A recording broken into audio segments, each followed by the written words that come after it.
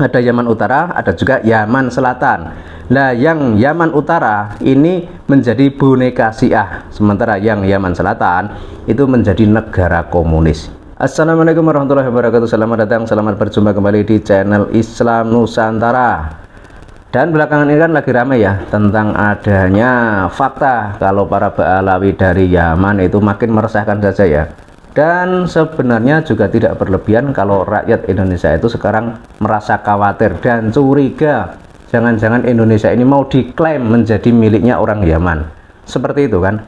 Karena ada beberapa fakta yang cukup mencengangkan. Misalnya ada pengkaburan sejarah, ada juga pengklaiman makam-makam leluhur Nusantara yang diklaim milik Ba'alawi. Ini kan salah satu hal yang selama ini mungkin tidak begitu diperhatikan, tapi ternyata itu nanti dampaknya itu sangat luar biasa ya. Dan ini ada sebuah video dari seorang Habib yang jelas-jelas mengatakan kalau Indonesia itu adalah hasil atau apa ya, buah kerja atau buah dari dakwah orang-orang Tarim. Kita simak ya.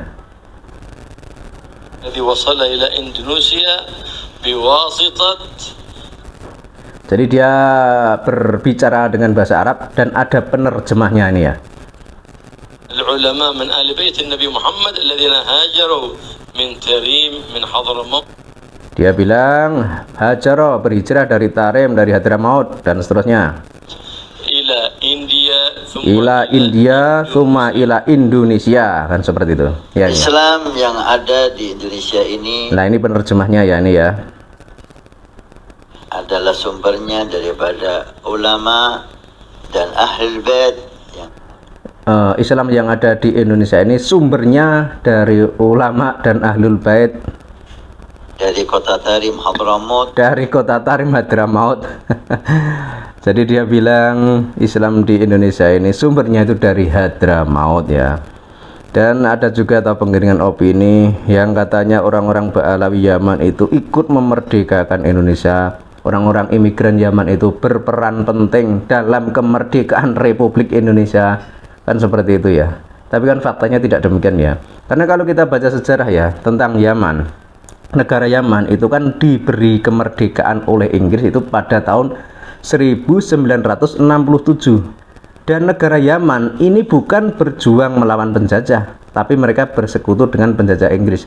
Dan kemerdekaan itu pun cuma karena diberi, jadi bukan karena perjuangan.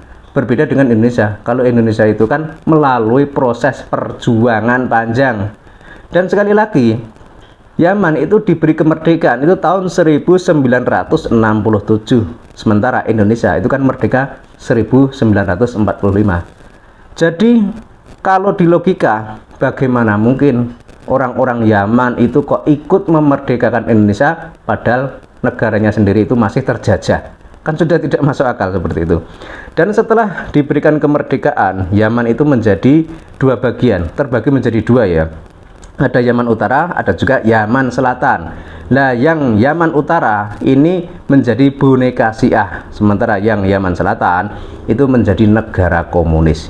Nah, ini adalah fakta sejarah yang selama ini mungkin jarang diungkap ke publik ya. Lalu bagaimana orang Yaman bisa membantu Indonesia? Mereka di tahun 1945, sementara mereka sendiri itu belum merdeka. Jadi kalau tentang sejarah seperti ini ya, kalau tidak kita jelaskan atau tidak kita klarifikasi ya nanti bisa disalahpahami oleh generasi muda dan generasi yang akan datang. Jadi bisa saja nanti orang-orang yang akan datang nanti itu kok meyakini bahwa orang-orang imigran Yaman itu adalah orang yang sangat berjasa bagi kemerdekaan Indonesia. Seperti itu kan. Tapi ya ini masih ada kesempatan. Jadi harusnya kita itu tetap bersuara, memberikan edukasi, memberikan penjelasan, memberikan klarifikasi dan bantahan jika sekiranya apa yang dilakukan oleh para imigran dari Yaman itu melenceng dan bertentangan dengan sejarah yang asli di negeri ini. Dan terkait tentang kecurigaan atau kekhawatiran rakyat Indonesia dengan adanya imigran dari Yaman, jangan-jangan mereka ini mau menguasai Indonesia, jangan-jangan mereka ini mau mengklaim Indonesia menjadi milik mereka, itu juga bukan tanpa alasan ya. Karena kalau kita lihat ceramah-ceramah mereka, kan sering sekali ada ceramah yang mengatakan kalau Indonesia itu adalah hasil kerja para ulama dari Yaman. Kemudian ada juga yang bilang kalau Indonesia itu adalah miliknya Aulia Tarim. Dan yang lagi rame menjadi perbincangan sekarang itu kan soal makam-makam palsu. Ini kan sangat berbahaya sekali. Jadi ada makam-makam leluhur Nusantara, misalnya contohnya adalah makamnya KRT Sumodiningrat. Beliau ini jelas Trah Mataram, beliau ini menantu Sri Sultan Hamengkubuwono II, dan makamnya itu jelas berada di Jejeran Bantul, Yogyakarta. Tapi di Semarang itu diklaim menjadi Habib Hasan bin Toha bin Yahya. Ini kan pemelencengan sejarah yang sangat nyata. Orang Mataram kok diklaim menjadi Ba'alawi. Ini kan sudah keterlaluan. Padahal faktanya kalau yang namanya Mataram itu cuma ada 2 jalur, dari jalur Kerajaan Majapahit dan jalur Wali Songo, cuma itu. Jadi tidak ada yang nyambung ke imigran Yaman. Dan kalau kita lihat sejarah kedatangan mereka itu kan juga jauh banget. Kalau leluhur Mataram itu nyambungnya ke Wali Songo, itu karena Wali Songo itu kan datang di Nusantara itu sekitar abad ke-14. Mereka itu juga berdakwah menyebarkan Islam itu juga di abad ke-14 tersebut, sehingga Islam itu menjadi merata. Hampir seluruh penduduk di Nusantara ini memeluk agama Islam karena perjuangan para Wali Songo.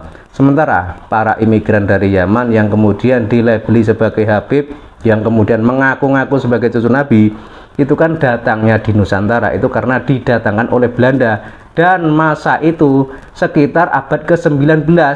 Jadi jauh banget jarak atau waktu antara kedatangan imigran dari Yaman dengan masa dakwah Wali Songo. Sehingga kalau di sini kok keturunan Mataram atau Trah Mataram itu dikait-kaitkan dengan Ba'alawi Yaman, ya jelas tidak nyambung. Makanya mulai sekarang harusnya kita itu bersuara agar jangan sampai kok negara kita itu mau diklaim menjadi miliknya orang Yaman, dan secara juga diakui miliknya orang Yaman.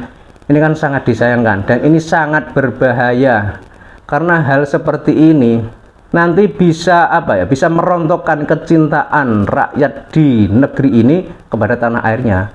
Jadi ada perasaan tidak bangga dengan leluhurnya sendiri, karena nanti taunya leluhurnya itu cuma dari Yaman. Kan seperti itu arahnya. Makanya jangan sampai hal itu terjadi. Ya tetap kita suarakan terus tentang kebenaran ini.